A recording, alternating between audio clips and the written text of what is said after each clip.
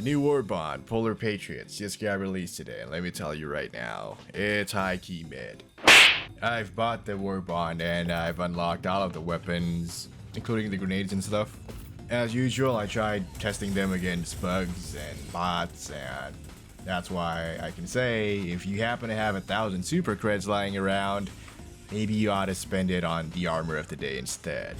Because not only does it look cool, it actually has a decent bonus that is actually useful.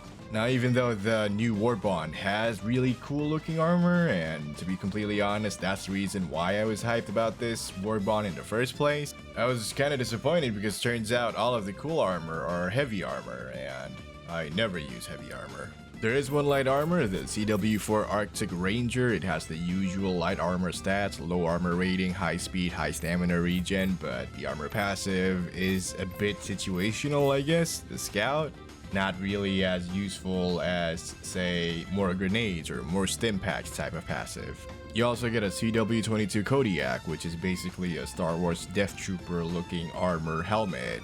But this is a heavy armor, so it's a bit slow, which means it's going to be a bit hard to run away from bugs or take cover when a million bots are shooting at you.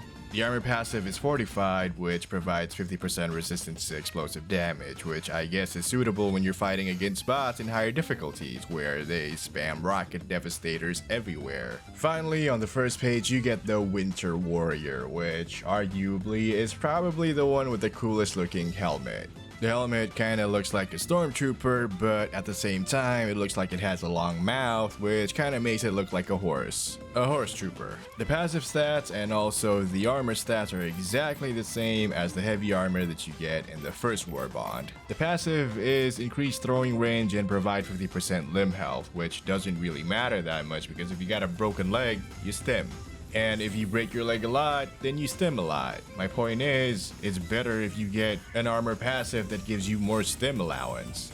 The helmets are probably the only good reason why you should get this Warbond. Because one, it does look good, and two, it kind of matches well with all the other armors that have white or off-white elements on it. Now, of course, I'm not just talking crap about this Warbond only because of the crappy stats on the armor. Because in the cutting edge Warbond, all of its armors have 95% arc resistance passive stat. I mean, how often does that come in handy? But the difference is, the cutting edge Warbond gives you weapons that are memorable, like that arc shotgun or the goated sickle.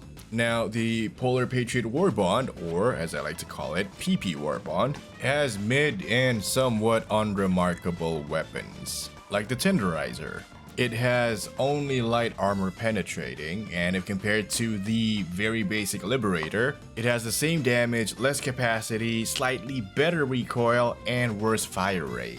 The description says it has restrictive magazine, but more stopping power. The mag capacity is not all that impressive. So I guess what they mean by more stopping power is I stop shooting more. But in all seriousness, I don't really understand what they mean by more stopping power, because if they mean killing enemies quicker, it feels the same as when I'm using a regular Liberator. And if they mean stagger, I don't think the enemies being shot are staggering that much. I mean, sure, the shots gets this medium-sized bug's head wobbling, but it's still charging towards me. Now, don't get me wrong, I'm not saying it's bad, I'm just saying it's basically another Liberator. Fortunately, the weapon on the second page is actually pretty interesting. The SMG-72 Pummeler is the second SMG that we have in Helldivers 2 so far. To be honest, design-wise, it kinda looks like the old SMG but with a different skin. Comparing the stats, it has slightly lower damage, slightly lower fire rate, but it fires concussive rounds, which actually staggers the enemies. And since the submachine gun is a one-handed weapon, you can also equip it with a shield, which makes it very effective against bots. Especially against heavy devastators that has a machine gun and also a shield, it really does stagger them, which gives you an opening to shoot them and also stops them from shooting you. The accuracy and also the recoil is pretty manageable, which allows you to kill bots from a decent distance, and at the same time you can hold your shield, which makes you able to move and take cover at the same time. However, I need to remind you the shield is not always that effective, especially in higher difficulties where they spam rocket devastators.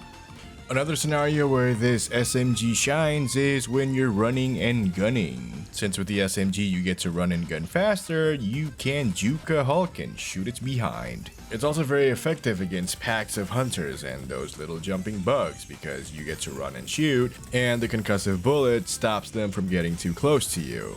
Not to mention with this gun it's not too hard to aim while you run. On the third page of the Warbond, you get this curious weapon. You need to charge it to fire it the way you would an arc thrower, and then it shoots some sort of plasma exploding thingy. That plasma exploding thingy is pretty good if you're fighting a group of smaller enemies like the infantry robots or smaller bugs. The downside to this weapon is that you can't really use it for close quarter battles, and you really need to be in a safe distance to fight because the explosion also hurts you. Compared to other primary that deals explosive damage like the Eruptor or even the Scorcher, I think this one is kind of lacking. I find it kind of useful though when shooting it at the dropship's belly before the bots drop. It can take down some of the smaller bots in numbers. And also the advantage is it can stagger the Devastators, but unfortunately it just have a very long time to kill. It takes about 5 shots to take down a regular Devastator. What's even more unfortunate is the stagger isn't enough to stop the Stalker from stalking. This gun's pretty much useless against the Stalker. Oh, and even though the plasma explodes, it's not strong enough to take down factories, nests, or even cargo doors. Fortunately, the Incendiary impact grenade could. What it couldn't do is take down tanks. I tried lobbing around 4 of the Incendiary grenades on the tank's turret, but it doesn't seem like it's doing anything. Which is kind of disappointing considering the regular impact grenade can destroy a tank with just like 2 lobs. It also doesn't do too much against Titans, and I'm not holding it against it because I don't think there is a grenade that is decent against Titans. Also, it's not strong enough to unalive a charger. If anything, if you lob one at a charger, it'll just make it look even scarier. On the bright side, even though it's an Incendiary grenade, it can still take out a nest. And it is very, very good at taking out groups of bugs that are standing really close to each other.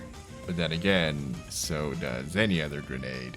Last but not least, we have the new pistol, the Verdict.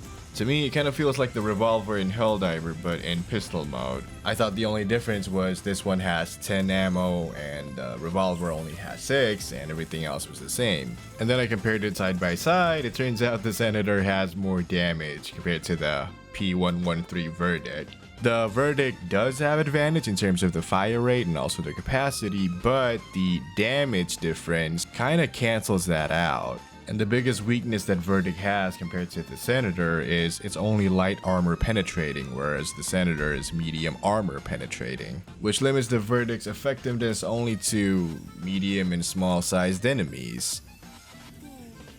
Lastly, we have the Booster, Motivational Shocks. Now basically what it does is when you get slowed down after a bile spewer spits on you, you should be able to recover quickly and start running again. Sounds pretty useful, right?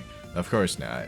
For one, that means the usage is only limited to bug missions only, because so far bots don't have anything that can slow you down like acid. And then if you equip this, you're gonna have to hope that you get a mission that has lots of acid bugs like the bile spewer or those green bile spewers, because otherwise you're only going to be using the booster to counter the effects of bile titans and maybe hunters. And you don't need a whole booster slot for that, you just gotta dive and stim. Which is why the Motivational Shocks is probably the worst thing in this Warbond and the worst booster in the history of Helldivers so far. Alright, that's all from me. I'm so sorry for sounding so negative. The Warbond kind of put me in the mood. If you like this video, consider liking and subscribing, and I guess I'll see you next time.